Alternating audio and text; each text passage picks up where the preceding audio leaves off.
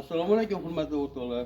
Men Tanyoq sog' bo'lsin. Mana va nihoyat yangi ishlarni Uzbekiston tumanida Eski qishloq mahallasida Umidjonlar xonadonida boshlab mana xudo xohlasa yakunlab sizlarga ishlarni ko'rsatyapmiz. Mana birinchi o'rinda mana bu tomonda gazimiz bor. Menga mana joylarni gaz qo'yadigan joylarni qo'yib, mana chiroq qilib qo'yib qo'ydik. Mana ikkinchi joyimizga mana umumanlilarni qo'yib, xudo xohlasa mana rakunlarni qo'yib, chiroq qilib, simishlar qo'yib qo'ysa bo'ldi. Mana ikkinchi joyimizga gazlarni qo'ydik. Gazlarni ham orqadan mana montajlargacha bor, mana xudo xohlasa qo'yib, to'g'rilab. Yana bosh qolmasin deb har bittasiga mana eshiklarni qo'ydik, mana chiroq qilib. Xudo xohlasa mana bosh joylarni foydalanganimiz shu bo'ldi.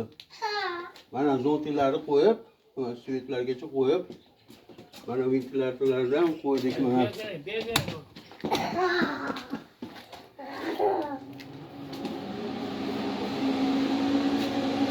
Mana bu yerga mana elektrikli qozonni qo'ydik. Xudo xohlasa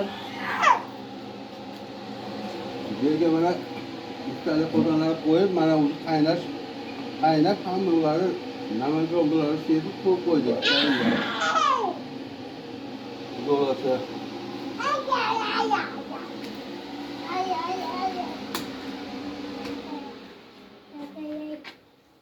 mana eshiklarni qo'yib, o'tlarni yoqdik. Xudo xohlasa mana bu yerga ikki tomonlariga kolonkalarni qo'yib, chiroq qilib, mana eshiklarni qo'ydik.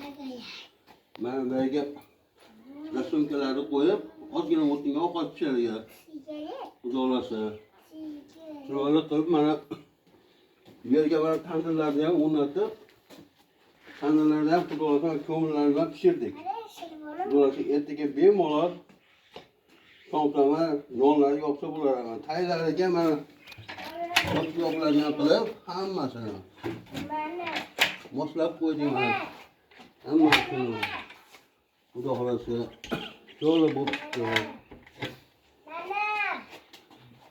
Mana patronlarni qilib, mana suyitlargacha qo'yib, xudo xohlasa